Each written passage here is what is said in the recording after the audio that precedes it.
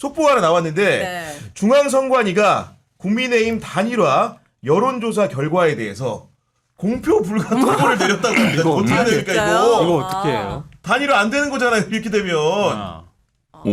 단일은 처음부터 안 되는 거 아니에요? 야, 근데 이거는 아니, 아예 근데 그냥 이거는- 당 맘대로 못하는 상황에 지금 이르는 거죠. 발표를 못한다는 거는. 끌어낼 명분이 사라지는 거잖아요. 그러니까요. 그런데 중앙선관위원장이 대법관이잖아요. 그러니까요. 예. 노태하. 그렇죠.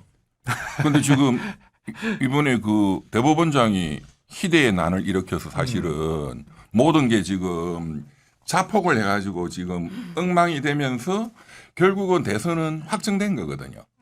그러니까 거기에 저는 편성했다 이렇게 보이는데. 편승했다. 예, 예. 그럼 이제 근데 어쨌든 김문수가 되는 거예요. 왜냐 후보는? 방법이 발표를 없는데 못하게 하는 김문수가 대선 거야. 후보를 바꾸려고 하면 근거가 있어야 되고 그 근거를 마련하기 위해서 어제부터 여론조사를 해오고 있던 거였고 오늘 저녁에 발표하려고 했는데 선관위가 안 돼 스탑 이렇게 해버린 거잖아 지금. 예. 그러니까 지금 오늘 이게 남부지법에서- 남부지법에 네, 그거. 김문수 네. 후보가 가처분 넣어놨잖아요. 그러니까요. 예. 거기 뭐 언론 보면은 빠르면 오늘 결정 날 수도 예, 예. 있다 이렇게 나오는 것 같던데 그것도 만약에 받아들이면 거기에도 굉장히 직접적으로 영향을 줍니다. 아 이렇게 돼버리면. 네, 왜냐하면 예. 지금 양쪽이 이제 주장하는 법리적인 게 이제 그 제가 그 좀 띄워달라는 거 한번 준비한 것들 띄워주고 지금 싶어요. 띄워놓고 있습니다 지금 네. 화면에. 네. 그 이제 김문수 후보는 내가 국민의힘의 당원 당규에 따라서 적법하게 선출된 후보다. 이제 이게 가장 강력한 명분이고. 네. 그러니까 나를 인정해 달라 법원이.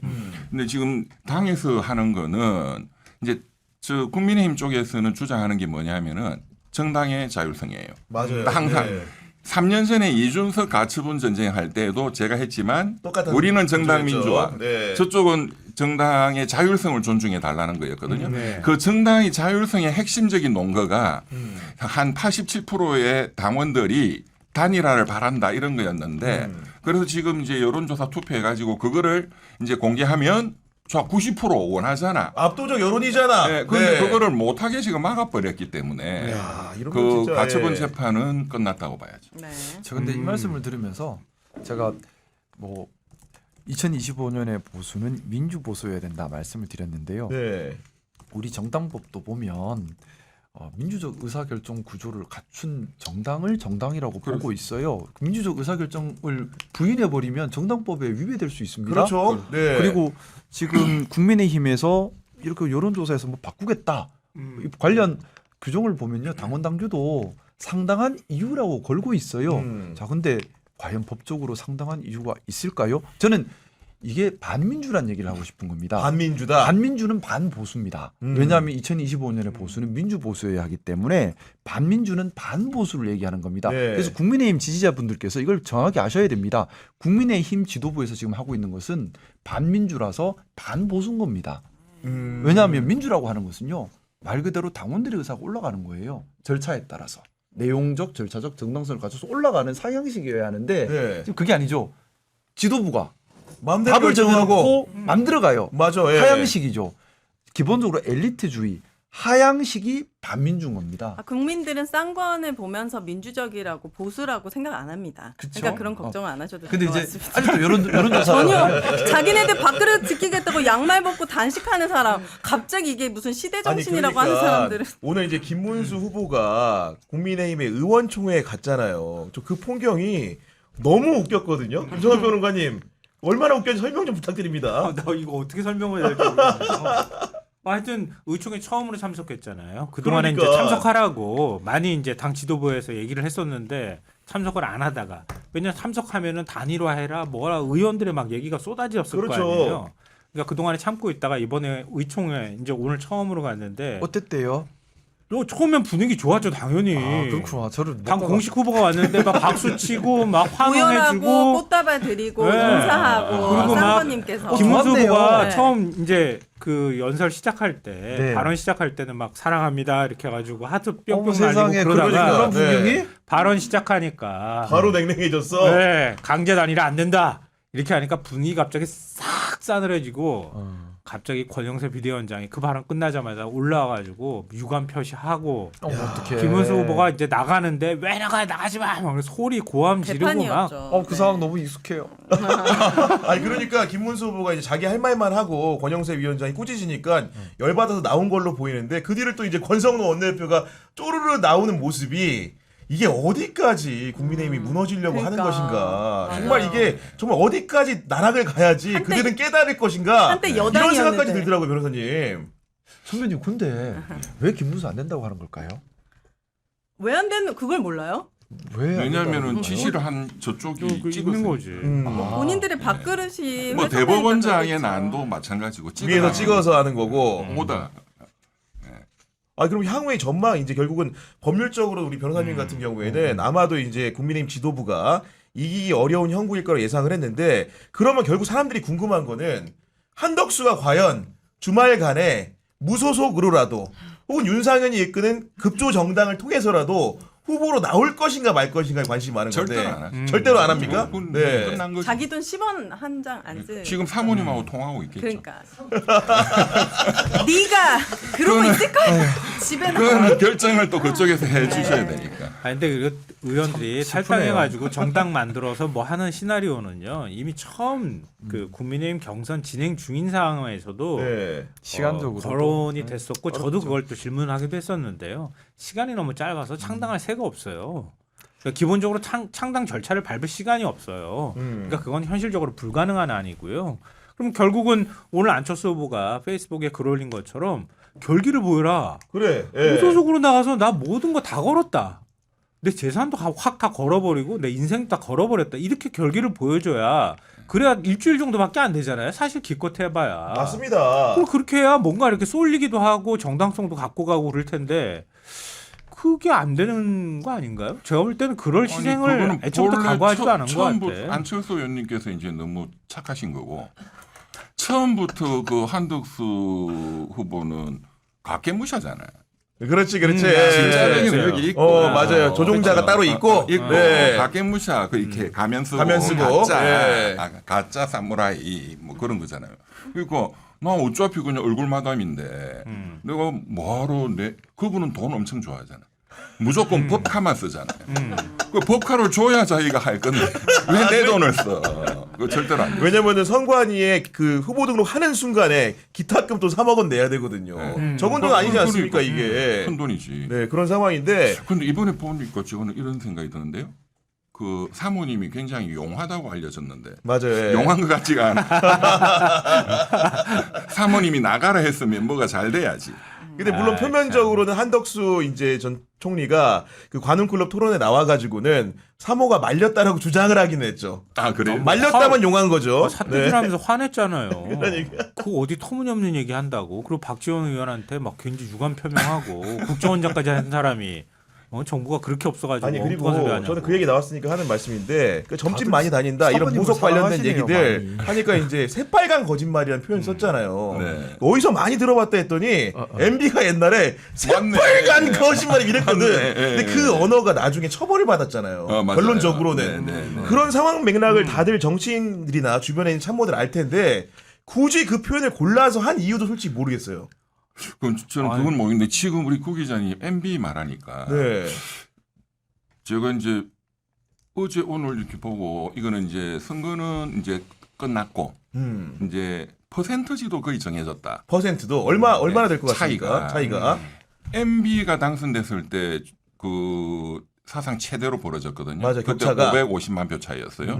지금 3년 전에 그 0.73% 차이였죠. 그게 23만 표였거든. 3년 전 윤석열이가 이겼을 때. 그러니까 0.73이 23만 표니까 대략 하면 1%가 30만 표입니다. 그렇네요. 유료 투표수로. 네네. 저는 최소 15% 이상.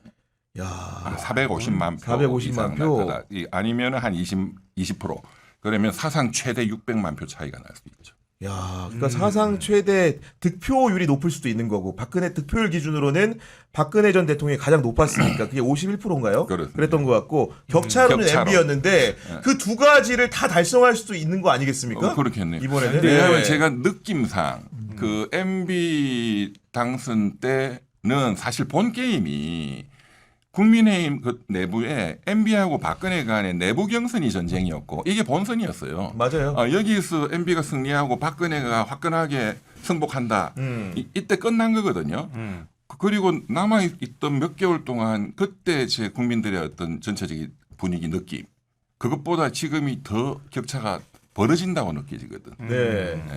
그러니까 그 사실은 이거는 국민의힘하고 다 같이 섞어가지고 볼 문제가 아니고요. 민주당이 질 때는 엄청난 격차로 지고 이길 때는 간발의 차로 이겼단 맞아요. 말이에요. 매번 그랬죠. 사실. 네. 네. 근데 사실 2017년 대선은 아주 특수한 경우고요. 왜냐하면 보수 후보가 다 쪼개졌었잖아요. 그렇습니다. 표 다 합치면은 문재인 후보보다 더 많다 이렇게 얘기는 하는데 저는 뭐 안철수 후보 표는 빼고 얘기해야 된다고 하는 쪽에 조금 더 가까운데요. 왜냐하면 거긴 중도표가 많이 섞여 있었으니까. 근데 그렇다 하더라도 문재인 대통령은 그렇게 가지고 빼면 결국 500만 표 이하로 이긴 거란 말이에요. 왜냐하면 홍준표 후보 차이만 가지고 얘기할 때는 그렇게 큰 차이가 550만 표 이상 차이가 나는 걸로 나오지만 그러니까 민주당이 이길 때는 다 100만 표 이하로 이겨요. 간발의 차로 이겼거든요. 근데 이번에 민주당이 만약에 이렇게 이긴다고 하면은 국민의힘에서 어떻게 단일화할지는 모르겠지만 민주당이 그동안에 거뒀던 승리 중에 최대 승리가 될 수도 있겠다.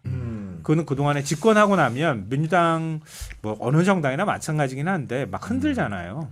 잘 못 흔드는 현상이 나타날 수도 있겠다. 그러니까 국민의힘이 어쩌면 대선 승리를 위해서 이렇게 하고 있다기보다는 최대한 가깝게 붙여가지고 흔들 수 있는 기반을 마련하는 게 또 그 기반을 누가 주도해서 마련하는가 이게 주 목적이라고도 저는 해석을 하고 있거든요. 그런 면에서 그게 시도가 제대로 안 먹힐 가능성이 있다는 거죠. 그러니까 국민들이 절대적 지지를 보내게 될 경우에는 그러니까 그런 대선 결과가 나올 수도 있겠죠. 근데 그렇게 격차가 많아지는 게 굉장히 저는 중요한 게 만약에 600만 표, 500만 표 차이 났다. 그러면 6월 3일부터 당장 해야 되는 게 검찰이거든요.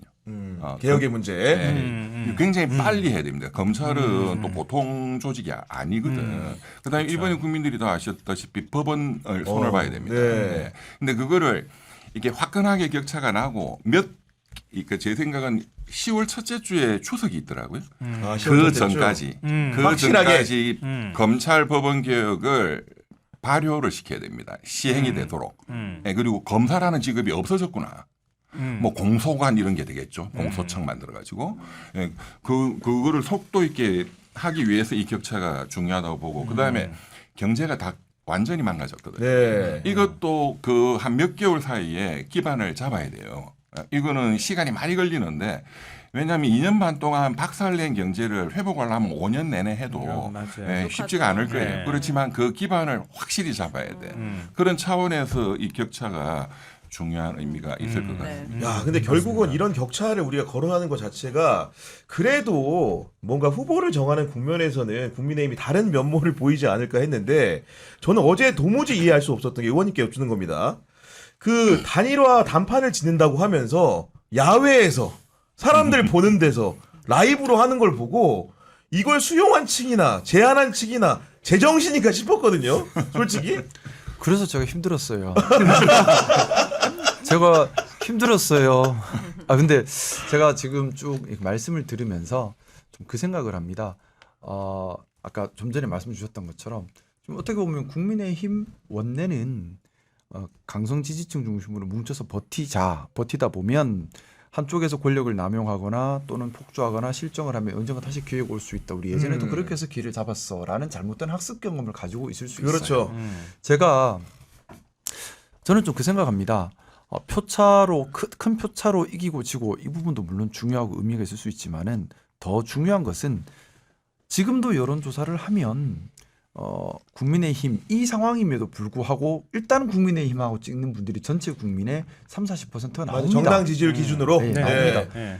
그러면 중요한 것은 지금 좀 어렵고 힘들더라도 이 보수 지지층들께서 제대로 판단할 수 있는 기준을 이번에는 제발 좀 세웠으면 좋겠습니다. 그걸 못 세우면 계속해서 30-40%의 콘크리트 지지층을 가지고 가면서 맞아요. 버티기로 들어가 버리거든요. 그러면 이건 또 다른 사회 갈등 요인이 됩니다. 그렇습니다. 그래서 제가 기회 닿는 대로 사실 밖에 나와서 혼자 이렇게 떠들고 보수에 갇히느냐 하면 외롭고 춥고 그래요. 그런데도 계속 떠드는 이유가 보수 지지층들께서 보수 지지층이라면 무엇을 판단 기준으로 해야 되는가를 말씀을 꼭 드리고 싶고 각성하길 바라기 때문에 이 보수 지지층들이 바뀌어야지만 보수라는 것이 제대로 기능을 할 수가 있어요. 그게 그렇죠. 아니면 대한민국 국민의 30% 40%가 아직도 찍고 나오는데요. 정당 지지율이. 그러면 이 적은 수가 아닙니다. 그리고 영남 지역으로 가면 절대 다수예요. 그러니까 저 한 번씩 이제 영남 지역 가면 절대 다수거든요. 그러면 이분들께서 보수가 진영의 이분들의 생각을 제가 들어보면 자꾸 진영 논리를 보세요. 보수와 진보 진영 논리다 보다 보니까 아이고 틀리고 모자라고 못나도 우리 편 찍어야지. 안 돼요. 못나면 안 찍어야죠. 쓸모를 보고 기능을 보고 찍자. 기능을 보고. 네. 그래서 제가 일 잘할 사람이 보자. 진영으로 보지 말고 네. 기능으로 보시라. 내가 보수주의자는 보수의 기능을 어디가 하고 있는가. 그러니까 그래가지고 잘하는데 펴주고 못하면 안 줘야지. 내가 주인이지. 시민이 주인이지. 국민이 주인이지. 정당이 주인이면 안 돼요. 정당에 왜 도구가 되려고 하십니까? 정당의 그러니까요. 주인이 되셔야 네. 돼요. 근데 저는 좀 생각이 다른 게 지금 김상호 의원의 얘기를 듣고 판단이 가능한 분들이 묻고 따지지도 않고 국힘을 지지하고 있는 분들은 아니라고 생각합니다.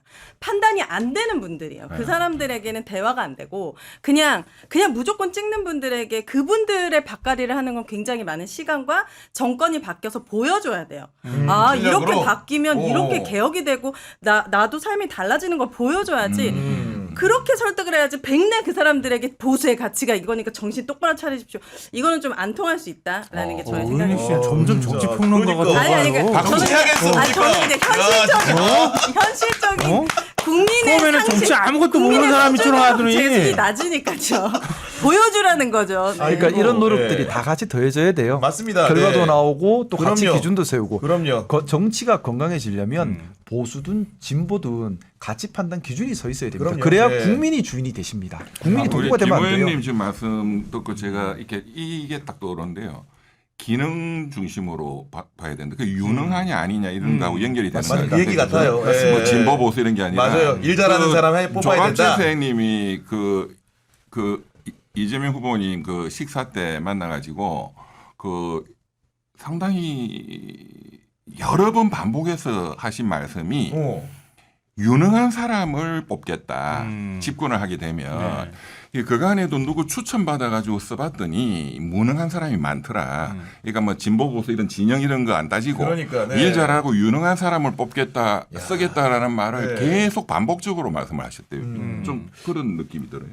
제가 지금 집중하고 있는 게 이 부분입니다. 뭐냐면 말씀 올렸던 것처럼 이번 대통령은 해야 될 역할이 역대 가장 강력하게 중요해요. 그럼요. 그래서 정말 일을 잘해야 되고 일할 의지가 있어야 되고 일할 능력이 있어야 됩니다. 국민은 3년 동안 무능하고 무지한 대통령한테 질려버렸어요. 정말 일을 잘하는 제가 그래서 후보 될 사람들 다 만나보고 싶다는 것이고 그러니까요. 정말 국민들께서 일 잘하는 대통령, 일할 수 있는 대통령을 뽑아야 된다는 것이고 네. 제가 철저하게 신중하게 고민해서 제 검토하고 의견도 해서. 말씀을 드릴 겁니다. 그러니까요. 그래서 제가 드리는 말씀이 정말 신뢰가 있으려면 네. 그만큼 제가 책임감을 가지고 더 깊이 고민하고 더 말씀을 많이 듣고 말씀을 드려야 된다는 생각이고요. 네. 저는 정말 일을 할 수 있는 일 잘하는 대통령이 이번에 대통령이 되기를 간절히 바라는 우리 마음입니다. 드디어 이제 그 법원 포토라인에 윤석열이 서게 됐습니다. 서울 고등법원에서 지하 통로 이용을 불허하겠다. 네. 이렇게 판단을 했는데 변호사님, 네. 법원이 좀 이제 대세 추종적으로 바뀐 거라고 봐야 됩니까 이게? 그 판사들 겁이 많으니까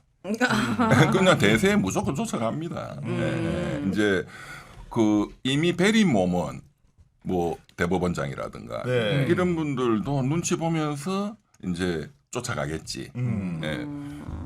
왜냐하면 지금 이번에 하여간 희대의 난 때문에 희대의 난, 네. 정말 희대의 사건 때문에 그 참 어떻게 보면 대한민국도 법원 개혁에 엄청난 역할을 해주신 맞아요. 거예요. 네. 왜냐하면 법원을 손대는 건 굉장히 어렵거든요. 그렇죠. 예. 근데 이번에 이제 사실은 거의 국민들이 합의된 게 대법관도 늘려야 된다. 늘리자. 저도 지난번에 그 뭐 루즈벨트 얘기도 했지만, 그다음에 구성의 내용성도 다양화시켜야 되고 그렇잖아요. 그렇죠. 그다음에 이제 이 판사들은 통제받지 않는 권력이라고 생각해요. 검사들도 그렇지만 그래서 검사들을 통제받게 하기 위해서 공수처를 하는 게 또 이번에 중요하다는 게 또 다시 증명이 됐고 공수처를 강화해야 된다. 이것도 다 합의가 된 거고 법원도 통제돼야 된다. 그래서 그간에 이제 법원의 판결은 헌법소원의 대상이 안 되도록 지금 헌재법에 규정이 돼 있는데 이것도 이제 개정해서 법원의 판결에 대해서 위헌 여부를 헌법재판소가 헌법소원으로 심사할 수 있도록 하자 하는 것도 상당히 많은 지금 공론이 돼 있거든요. 네. 이걸 너무 또 이렇게 넓히면 이게 사심제가 돼버려. 그럼 또 오심을 만들어야 돼. 그러니까 현명하게 잘 해서 하여간 이게 지난 한 20년, 25년 동안에 네.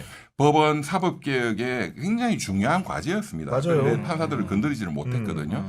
이제 그런 차원에서 보면 우리 희대 선생한테 참 감사 말씀. 아니 하나 더 물어 여쭤보면은 실제로 판사들은 대법관은 지금 몇 명 안 되잖아요. 10명 좀 넘는 숫자인데 실제로 일선에 있는 판사들은 대법관 증원 대다수가 찬성합니까 어떻습니까? 이제 대법관 후보군들 지금 그 이제 서울고등 뭐 형사처벌 이런 분들 그러니까 서울고등법원 부장 판사가 대법관 후보군들이에요. 이분들은 절대 반대지. 내가 대법관 될 건데 이거를 왕창 들이면 나만 돼야 되는데 가치가 없어지잖아요. 이게 왜 중요하냐면 다 돈입니다. 결국은 결론적으로는 대법관이 지금 10명이다. 대법관을 달고 나오면 벌 수 있는 돈이 엄청난데 도장값이 기본 5천만 원이에요. 대법관 이름 적힌 도장 하나 찍는 것만으로도 대법원에 올라가면 이제 이번에 보셨지만 사건이 너무 많잖아요. 네. 이게 사실 재판 연구관들이 다 하는 거거든요. 보지도 않아 솔직히. 그리고 네. 사실상 한 70%의 사건은 아예 안 보고 심리 불속행 기각 때려버려요. 그러니까요. 근데 심리 불속행 기각 이거를 넘어서는 게 중요하거든. 의뢰인한테는. 그런데 대법관 출신의 도장이 찍혀 있으면 그걸 넘어서. 문턱을 넘어서 한번 판단은 받아볼 수 있다. 네. 그러니까 여직원 비서한테 이제 로펌으로 오면 대법관 출신이 근데 비서한테 도장을 맡겨놓고 야 네가 찍어라 하면 그 5천만 원이에요. 그럼 대법관 끝나고 변호사나 이런 걸 못하게 개혁? 법으로 하면 어때요? 그 할 수는 있죠. 보니- 법을 만들 수는 있지. 보니까 직업 특- 선택의 자유를 또 아니, 신뢰한다고 하기 또 여러 때문에. 근데 보니까 특정 뭐 김앤장부터 해가지고 출신의 판사들이 오고 그 네. 판사들이 끝나면 다시 또 김앤장 들어가고 네, 맞습니다. 이번에 한덕수도 김앤장, 맞습니다. 그 민정수석 그 사람도 김앤장. 맞습니다. 이게 완전 무슨 김앤장이라는 로펌이 대한민국을 약간 좌지우지하고 있는 기분이 들더라고요. 네, 맞아요. 이런 카르텔을 막을 수 있는 진짜 장치가 그거 있어야죠. 중요한 말씀인데 그 사실 개업을 못하게 막아버리면 그러니까 법관은 평생 법관 해라. 종신법관제. 종신법관으로 네, 책임감을 갖고 해라. 네, 갖고 네. 그리고 나와서 장사하지 마라. 왜냐하면 장사를 하기 때문에 정관예우라는 이게 말이 좋아서 정관예우지 전 현관의 범죄거든. 그럼요. 짝짝꿍 해가지고 이거는 장사를 하는 게 지금 앞으로 돼 있으니까 먼저 나가 있는 사람이 전화 오면은 봐주는 거야. 그렇죠. 검사도 그렇죠. 마찬가지고. 왜 나도 나가고 나가면 전화 한 통으로 사건을 또 해먹어야 되니까. 그러니까요. 제가 그 옛날에 변호사 협회 저 좀 임원할 때 그때 이제 일본 변호사 협회하고 교류를 해요. 한 일본하고. 번은 일본 임원들이 서울 오시고 한 번은 우리가 도쿄 가고. 네. 그때 제가 일본 임원들한테 한국의 정관예우를 설명을 하는데 네. 그 물론 통역을 통해서 설명하는데 아무리 설명을 해도 못 알아듣더라고. 일본 사람들 이해가 못해요? 자기들은 그 불가한 그 있을 수가 없고 어떻게 그게 가능하냐. 들어보니까 네. 거기는 불가능한 게 대법관을 마치고 나와도 변호사는 초짜다 이거야. 그러니까 실무수석부터 한 3년을 다시 해야 해야지. 자기 이름으로 뭔가 변론을 할 웃기다. 수가 있대요. 근데 3년 지나면 그렇구나. 약발 다 떨어지지. 네. 그러니까 정관료 이런 거는 그건 도저히 이해가 안 된다. 야. 네. 그러니까 일본 판사들- 제도도 좋은 건 배워야죠. 그러네요. 충분히 그 지금 검토할 만한 굉장히 제도 중요한 같은데. 말씀. 그러니까요. 오. 돈 많은 기업 재벌들은 엄청난 죄를 저질러도 막 뭐 집행유예 이런데 뭐 800원 뭐 이렇게 간식 2개 먹은 맞습니다. 사람들은 기소되고 맞습니다. 이게 다 이런 게 다 있었던 거예요. 카르텔이. 맞습니다. 네. 아니, 우리 오 선생님이 이번 18일부터 그 대선 후보 말려가지고 관원 이쪽 나가. 토론회 같은 거 안 해? 그 국민 그 패널 이렇게 나가. 중심 패널로. 아 국민 저 그런 거 싫어합니다. 주목받는 거. 네. 아니 이런 가운데 이제 제가 팬클럽으로 갈게요. 아 싫어요. 오지 마세요. 특히 당신은 오지 마세요. 절대 오지 마세요. 아니 이런 가운데 이제 전국 법관 대표회의가 열린다고 하는데 어쨌든 간에 희대의 난 때문에 이런 것도 열리는 것이고 아마도 제가 이제 짐작컨대 전국 법관 대표회의라는 게 발생 자체가 어떻게 보면 대법원을 견제하기 위해 생겼기 때문에 그렇습니다. 이번에도 아마도 사법부의 독립성 얘기도 하겠지만 네. 대법원의 결정에 대한 비판이 좀 주로 이룰 가능성이 높지 않습니까? 저 이제 김 의원님께서도 잘 아시는 네. 거겠지만 이 전국 법관 대표 회의가 만들어진 그 계기가 언제였냐 하면은 또 MB예요. MB 때 뭐 미국산 소고기를 해가지고 막 처음에 집권하자마자 한 3, 4개월 막 맞아. 광화문이 뒤덮었잖아요. 맞아요. 그때 이제 그 촛불 집회 이런 것 때문에 또 이제 그 상가에 피해가 많다 등등 그런 소송들이 붙었어요. 맞아요.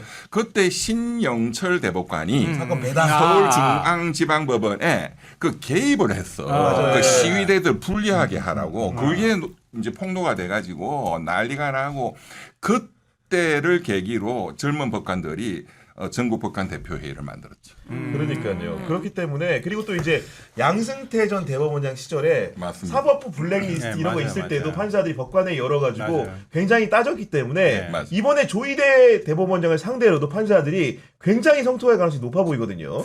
전 좀 기대를 하고 있는데요. 뭐 결론이 어떻게 날지 워낙 점잖은 사람들이라 또 많이 우리 빙빙 김 의원님 돌려서 하니까. 오셨으니까 네.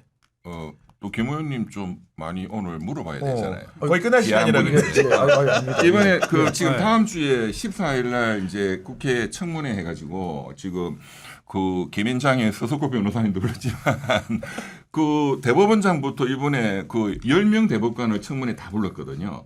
첫째 거기에 대해서 동의하시는지, 둘째 탄핵을 시킨다면 저는 대법원장 한 명은 탄핵시켜야 된다고 생각하는데 그 부분에 대해서 한번 짧게 한 번만. 저 생각은 그렇습니다. 지금 대선 국면이잖아요. 그리고 어쨌든 사법부가 지금 현재 더 이상 개입을 하지는 않고 있습니다. 그렇죠. 네. 지금은 저 바람은 대선 국면에 맞게 정책에 국민들의 관심이 집중되도록 조금 뒤로 미루는 건 어떨까라는 생각을 해봅니다. 역시 왜냐하면 보수시네. 불필요한 분쟁이 커져버리면 우리가 정말 집중해야 할 그렇죠. 그런 부분이 정책에 있죠. 대한 집중이 희석돼 버릴까봐 저는 그게 좀 우려되고요. 모든 일에는 작용 반작용이 있잖아요. 그래서 모르겠습니다.